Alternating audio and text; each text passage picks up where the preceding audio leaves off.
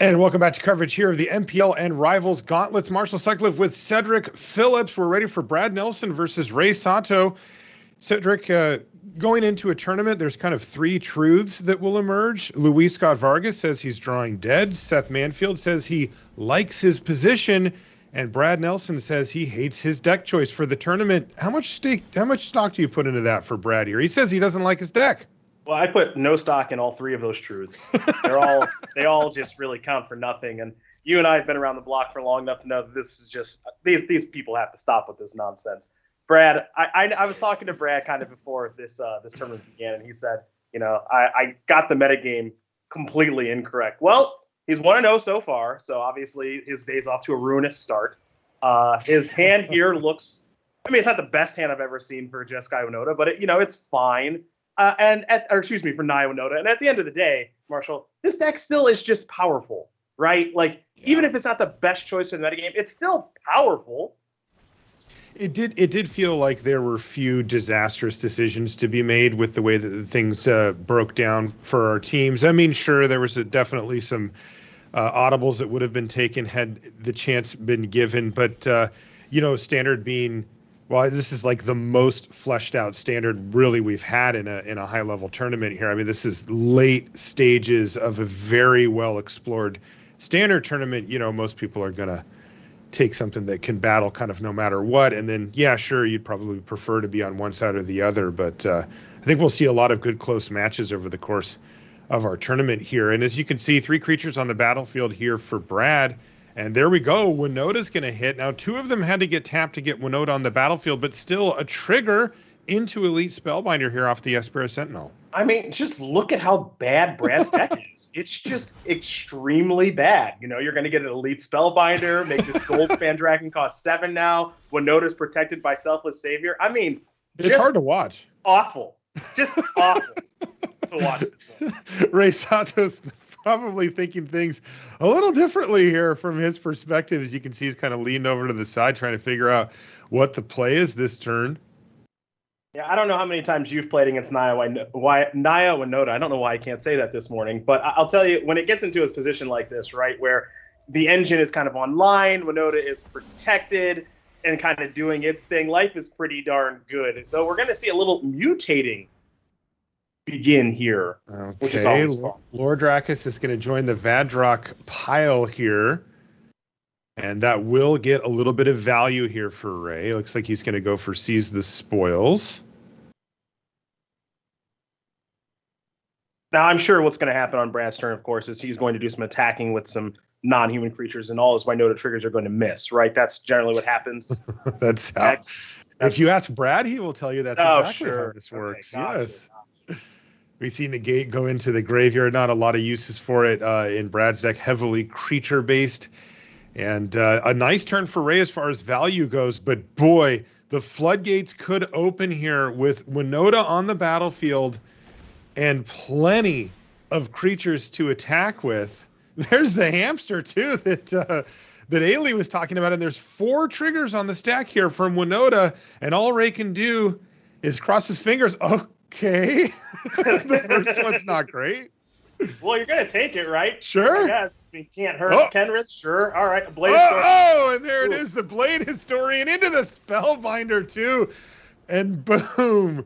That is plenty enough for Brad Nelson to take his horrible choice of a deck to a game 1 victory here, Sid. I guess the lesson to be learned here, if you're going to take anything away from that extremely short game of Magic, would be, if you hate your deck as much as Brad Nelson does, your Magic career is going to be pretty darn good.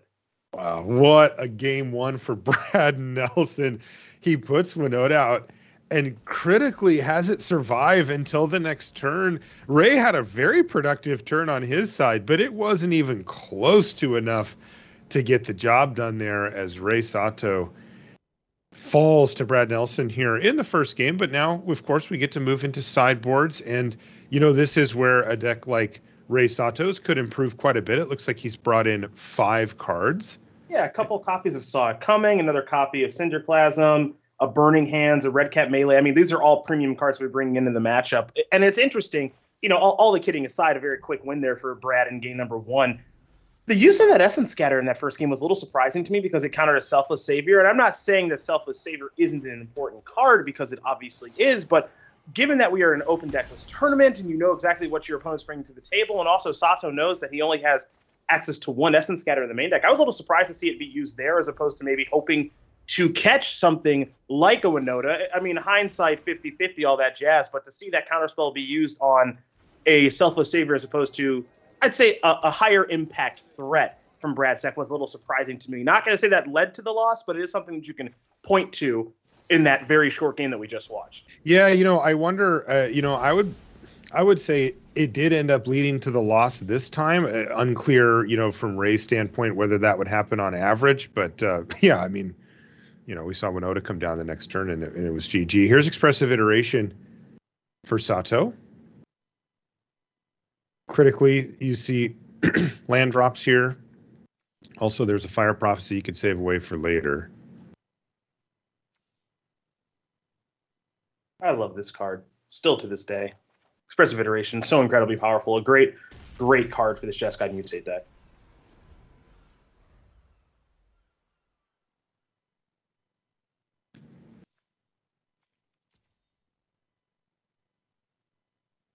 Curious how Brad wants to sequence now. Innkeeper is a pretty nice draw. You can get Klothys on the battlefield right now. Red Cat Melee in the holster. See the Klothys, Winota, Prosperous Innkeeper, Forest, Red Cap Melee here for Nelson. Yeah, it's a good hand. It's clearly not as explosive as the last game as we just saw. So Brad's going to go in the tank and think about the best way to sequence out here. Rei Sato looking down at a bevy of answers here with the Spikefield Hazard, the Fire Prophecy, and the Essence Scatter. And look at this. Brad Nelson's just going to make the big play here, put Winota on the battlefield and say, do you have an answer for it, like, now? Yeah, so this forces Sato to have an answer for it, as mentioned, or maybe multiple burn spells, right? Because you can play the game one of two ways. You can say, I'm going to save Winota and then force you to have a counter spell, or I'm going to force you to have removal spell or removal spells, plural, to get it off of the battlefield. I mean, it's an important enough card that Brad says, look, you're going to have either, a Burning Hands or some multiple removal spells to get it off of the battlefield. And if that's your entire turn, that's okay. I'm betting that you don't really have that right now. It also means that you don't get to deploy your own game plan. And what an awkward spot here for Sato. Fire Prophecy plus Spikefield Hazard probably will be relieved that he has at least the option to 2-for-1 himself to take out this Winota. But boy, that's a tough turn cycle there. Here comes Winota, just going to crunch for 4. That part's not so bad. Okay. Now we're going to see Prosperous Innkeeper, the Halfling Citizen. Classic creature type for Magic. Yeah, that's got to be the first one of those in the game. Outside of Changelings. Yes, Chad, I know Changelings exist. Don't do that to me. Are we going to see 2 Innkeepers now? It's kind of a weird play, right? Because you play the second Innkeeper, you're cashing in the treasure to do it, but you get the treasure back. And that treasure being back allows you to cast Red Cat Melee. But is it worth it to actually deploy a second Innkeeper or not right now? Brad's actually giving that some consideration because it is kind of a goofy looking play to play the second Innkeeper off of the treasure that the first Innkeeper just made.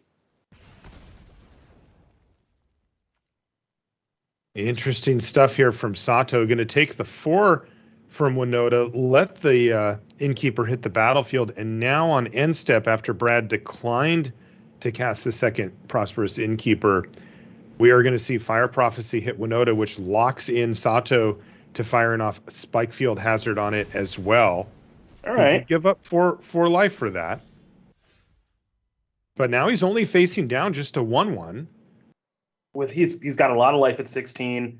He's got a pretty nice hand here with the Mutate creatures. I mean, really the only missing, I don't want to say the only missing piece of the puzzle is Goldspan Dragon, but it's a very important piece to the puzzle that he's currently missing. And to Brad's credit, multiple copies of Red Cat Melee mean that he does have answers to the very powerful dragon.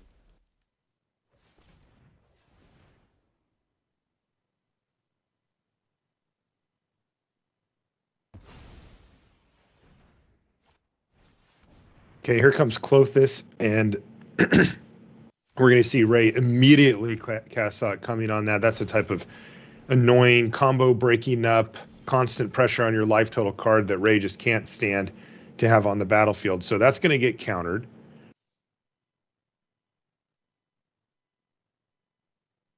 It was a timely draw of the counterspell because, as you mentioned, that god is just much too powerful to have kind of floating around the battlefield. We're going to see Vadrak hit the battlefield once again, just natively, but then into Lord Drakus as a mutate. Going to go ahead and keep the Vadrak on top of the mutate stack here, but that, of course, is going to be a trigger for Sato, who has a nicely stocked graveyard here of things to choose from. Would you like another answer? Do you want an expressive iteration to develop your hand further next turn? Yep, we're starting to see some of the appeal now of this Jeskai Mutate deck. I think a lot of players who are not only playing in these events, but also fans that are watching on Twitch and at home and everything else. I mean, to see the number of Jeskai Mutate decks, a lot of people are going like, what the heck is going on? Where did this come from? It is a pretty darn powerful deck that I think has been overlooked for a while in the format because it is strange to look at. The gameplay is a little weird. The complexities are a little bit outrageous, but kind of once you kind of get the deck figured out, it's powerful, and there's a lot that it can do. You know, I am really partial to decks like this. I don't like weird, crazy, cute combo decks that do their thing every once in a while. That's not the part I like about decks like this. What I do like, though, are decks that have a solid mid-rangey, value-oriented game plan that can oops, I win you, and just go, well, sorry, infinite mana, you're dead, right? Yep. And can threaten that, kind of hold that hammer above the opponent's head, like, hey, if you leave the shields down, if you don't respect the fact that I could do this here, you could lose the game on the spot.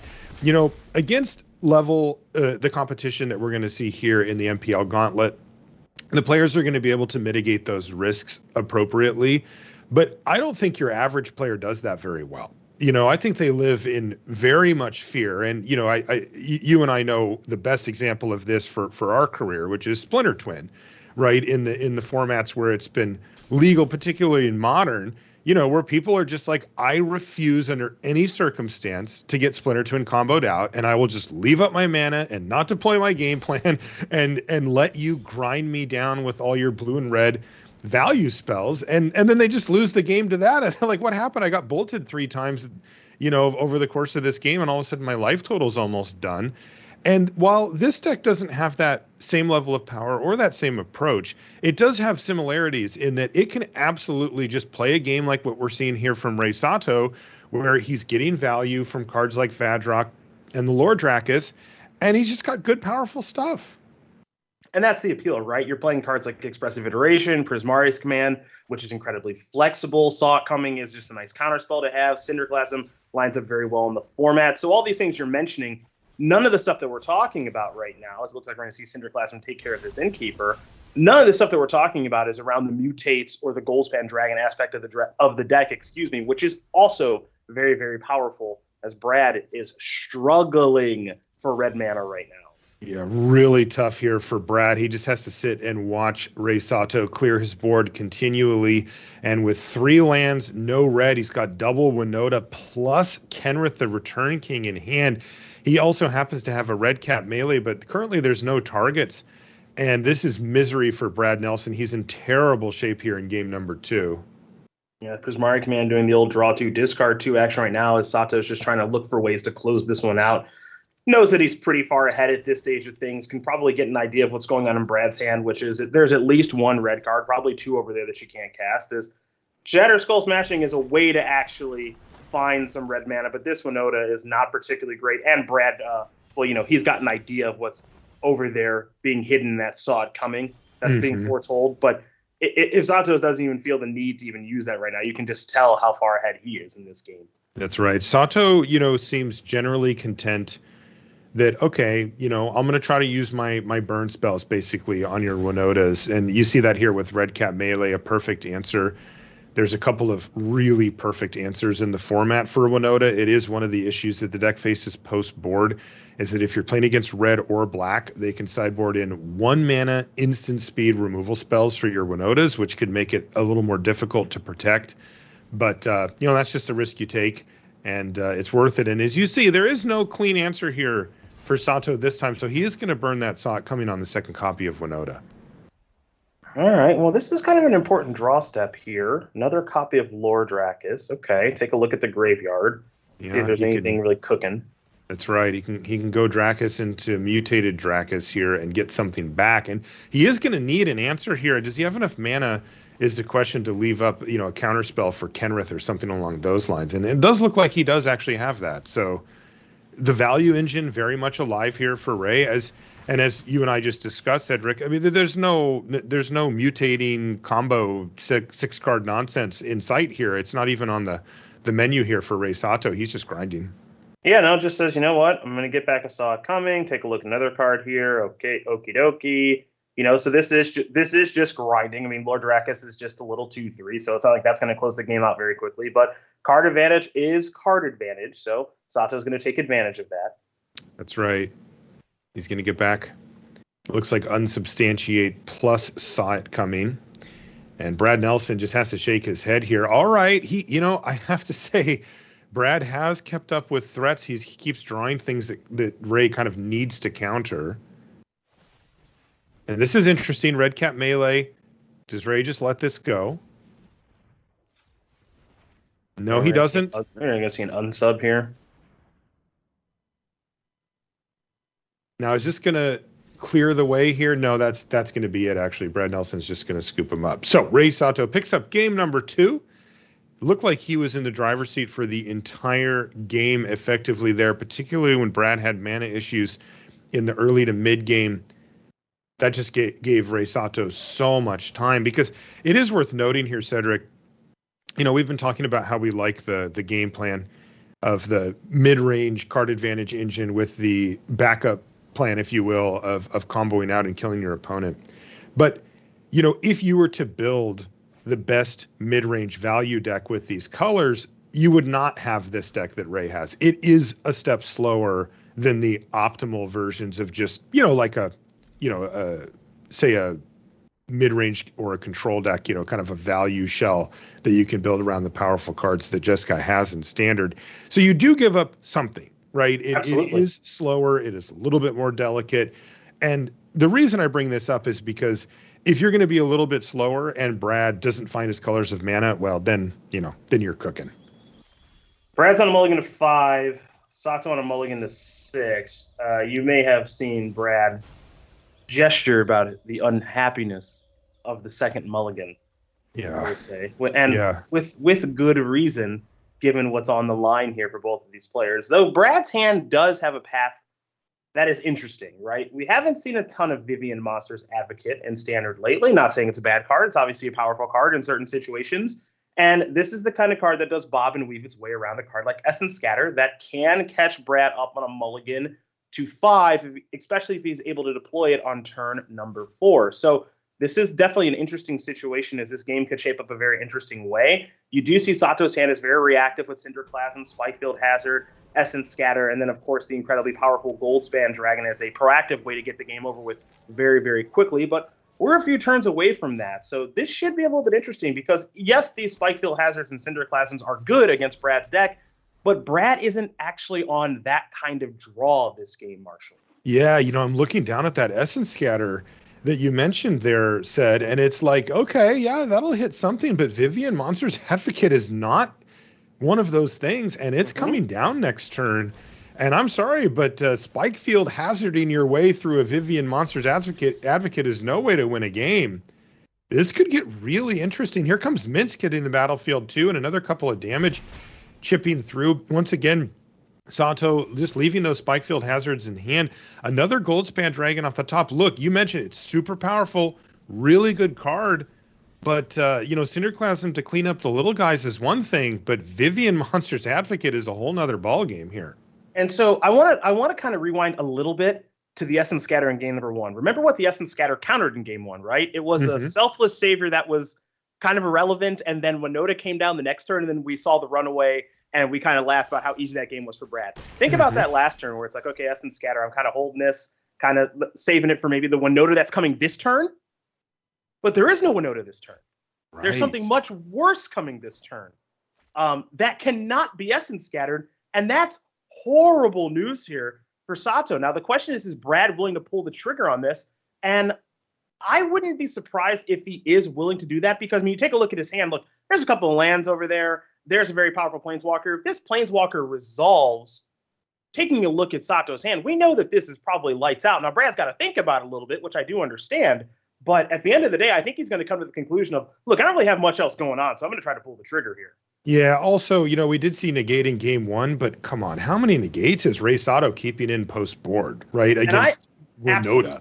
And I imagine this is the turn where Ray was like, oh, yeah, so like I'm going to Essence Scatter your play, and I'm going to untap, and then like cast Cinderclasm, and Spikefield Hazard something, and blah, blah, blah. And instead it's like, no, I don't have something you can Essence Scatter. And now you're continuously like losing out on your mana, Sato is, because there's 2 turns now that have gone by where Essence Scatter has not been cast, and that's just brutal for him.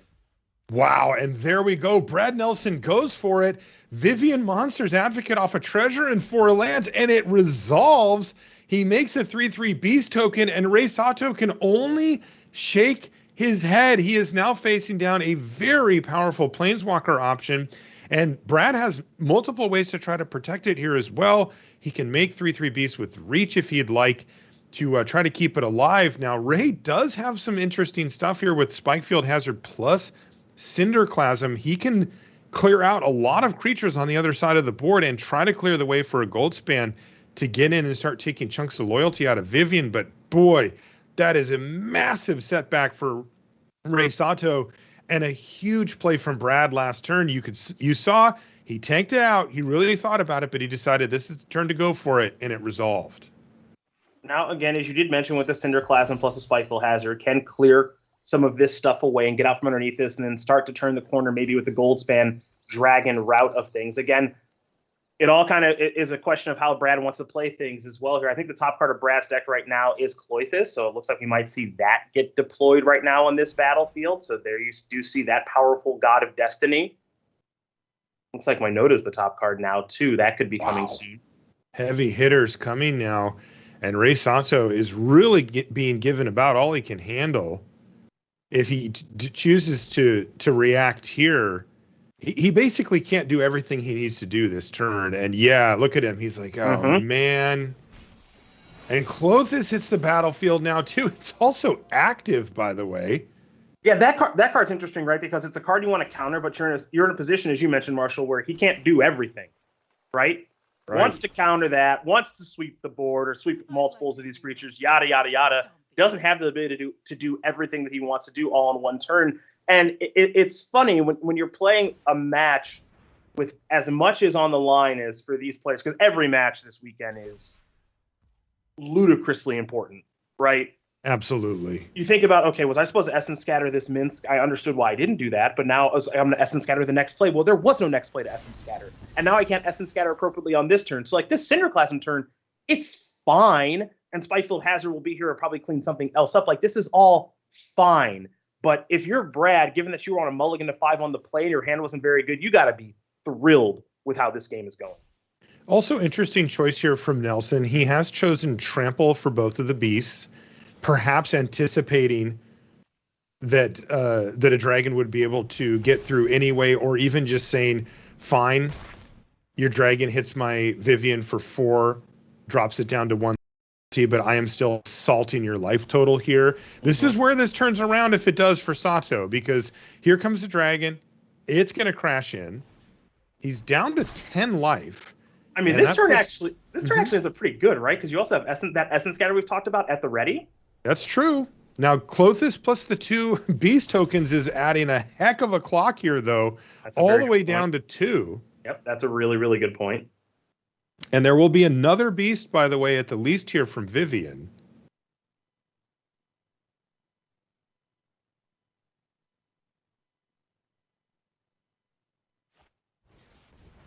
Yeah, you got to run that out there and make them have it. So there's the Essence Scatter that we didn't see earlier in the game. It's a game-saving Essence Scatter right now, because if that Winota resolves, this game's almost assuredly over.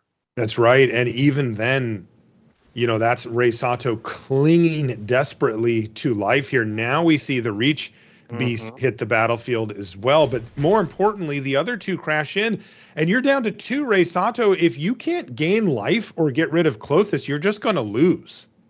Yeah, so I'm trying to envision what even the best draw is right now, because Brad's coming at Sato from three different angles, right? You got your creatures in the battlefield, you got your Clothish triggers, and then you've got your what is that, Into the Royal? Yeah, that has to be one of the best. I mean, I don't know what answers Ray had in the deck to just not die to Clothis on upkeep, but that's one of them. I don't know if that does started. It, yeah, I don't know if that does enough, but it does. I think it doesn't. Start. Yeah. Like you said, you laid it out perfectly. It's just three different angles of attack here from Brad, two of them passive, if you will, with Planeswalker and the God, and then the other one, the beasts on the battlefield. Sure, cast another Goldspan Dragon. You can leave them both back to block, you die. If you attack one of them at Vivian, you just die to the beasts. Mm-hmm. If Into the Royal takes Clothis out of the equation, then if you kick it, you'll have 2 mana plus maybe some from a Goldspan Dragon, but that's not going to be enough to kill all the beasts, right? So Ray is trying to think, is there any possible way here that I can get out of this mess? If I kick Into the Royal, bounce Clothis, draw something, could I survive? I'm not seeing it, though. I'm not seeing it either. I mean, okay, so let's start with step one. We got to get this Planeswalker off the battlefield. All right, we get a treasure from that, except for Reach is a problem. So, that was an immediate block from Brad. Yeah, I think Brad's thinking, okay, this looks pretty good for me now. Yeah. There's only so much Ray can do with this mana, even with the bonus from Goldspan. Okay, here it is. So this is Into the Royal. This has to be on Clothis. There's no choice here. Man, that will leave up to 4 mana left over, but with 2 beasts on the battlefield, and it's a land, by the way, off the top there. So Brad Nelson, deck he's not a huge fan of, but he's just improved to 2-0 here, Cedric. A clean win for Brad. Nice 2-1 victory over a tough opponent in Rei Sato.